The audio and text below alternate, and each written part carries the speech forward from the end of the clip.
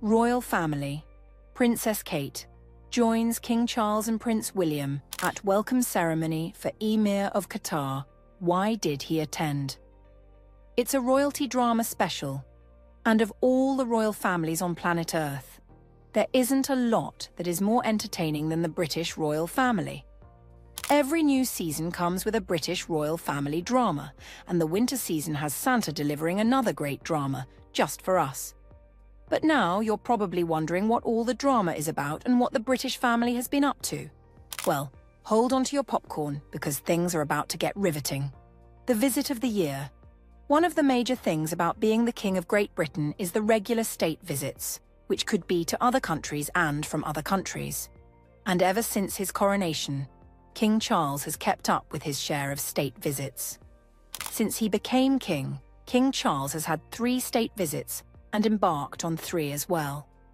The most recent is the visit from the Emir of Qatar, Sheikh Tamim bin Hamad Al Thani, and his wife, Her Highness Sheikha Jawahar bint Hamad bin Suhaim Al Than. This happened earlier this month when the Qatari royals made their way to the United Kingdom, and the reason being that the United Kingdom is trying to maintain good terms with their wealthy, gas-rich allies, as well as to commend them on their role in the negotiations during the Gaza conflict and the return of Israeli hostages. There's also the fact that Qatar is seen as an important bridge between the West and the Middle East, especially since its hosting of the 2022 World Cup. The United Kingdom Foreign Office also says Qatar is a key defence partner, and that trade between the two countries is worth £6.6 billion per year, with £40 billion of Qatari investment in the country's economy. It makes sense that they want to keep their investors extremely happy. Apart from that, there's also the presence of close military ties between the two countries, as the United Kingdom and Qatar have a joint RAF Typhoon squadron based at RAF Coningsby, the first joint RAF squadron since World War II. This visit is not without its complaints, as there were critics strongly against the visit, criticising Qatar's record on LGBT rights, women's rights, and the treatment of migrant workers. While the cry against the relationship with Qatar continues, the government still needs them, claiming to have a partnership of mutual value. Apart from that, this visit has been somewhat different from the norm, as on other visits, they are often met by the King and Queen consort of the country.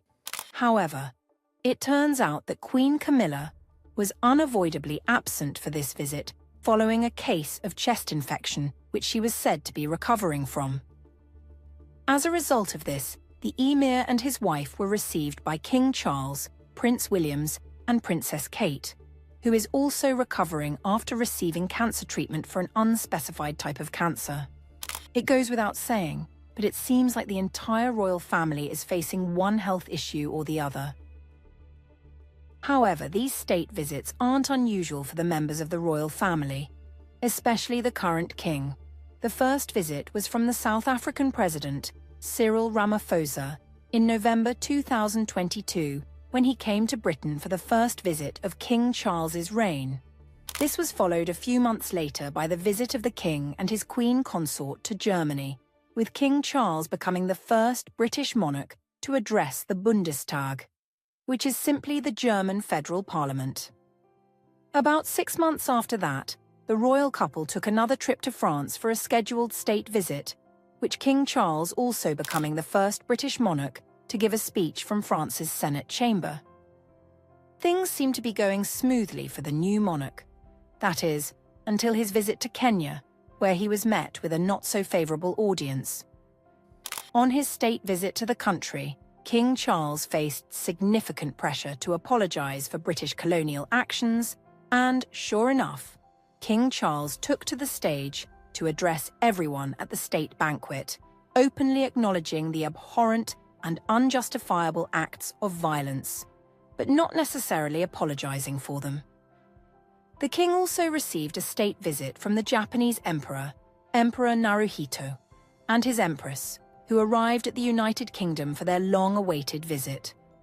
The royal couple also extended their state visit to tour Australia and Samoa, which was the first visit by a reigning monarch to Australia in over a decade, as well as the first visit by a reigning king.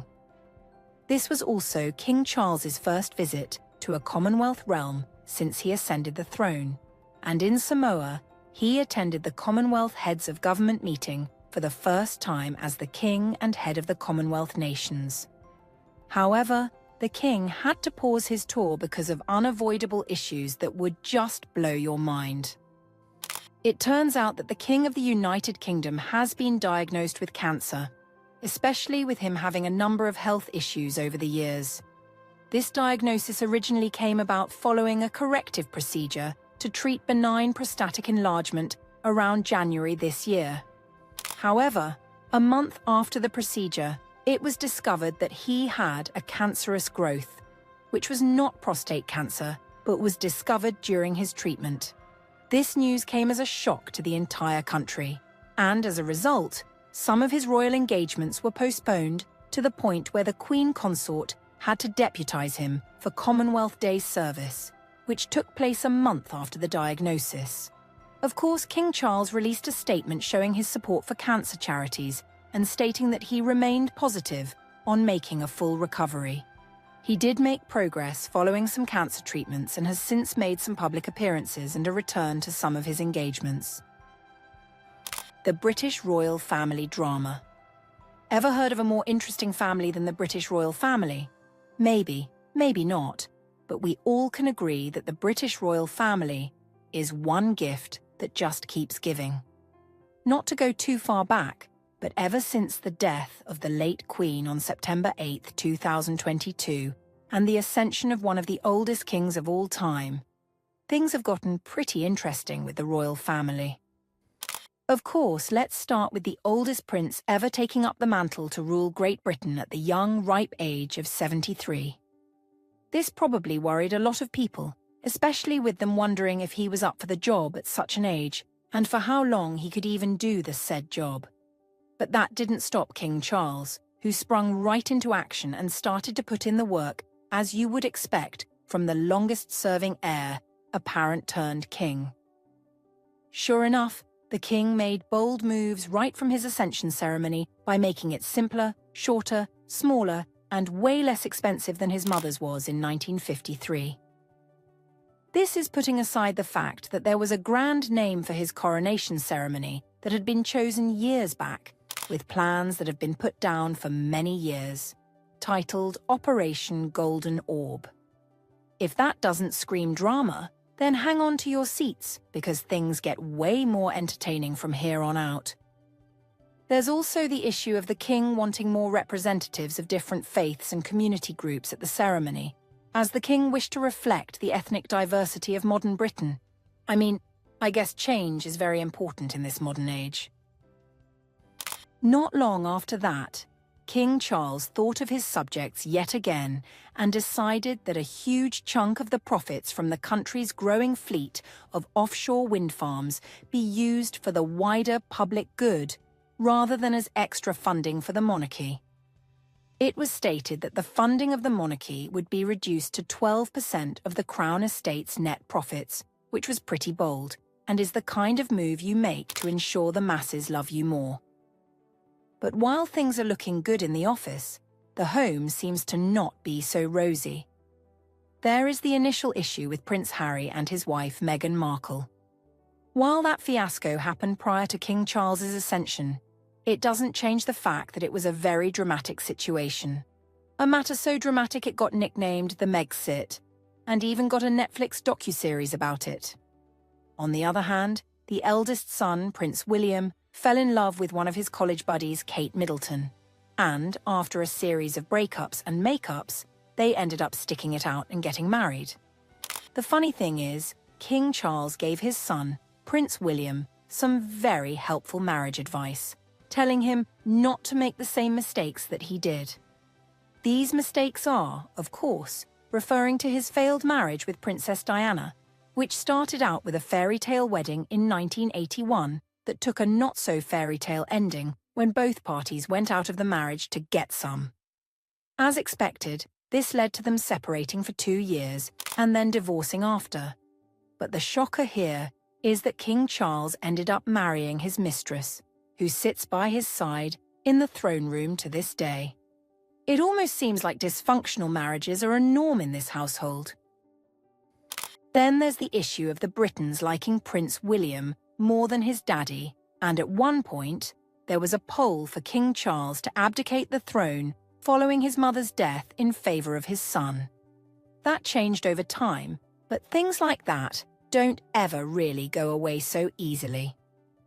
There's also the issue with his promotion to become the Prince of Wales, which didn't sit well with many people who believed that the title should be scraped as it undermined Wales's status as a country, and the continued use of the title symbolises the historical oppression linked to the country and its invasion by the English. As if things couldn't get any more complicated, a few months back, there were rumours in the royal palace of a piece titled "Secret Plans for King Charles's Death Are Already." Tearing the royal family apart was released, which claimed that the process of moving Prince William from his princely position to a more majestic kingly position were underway. This was done while the current king and his daddy were still doing well health-wise, and as one would expect, the people of the kingdom were worried about Prince William ascending earlier than needed.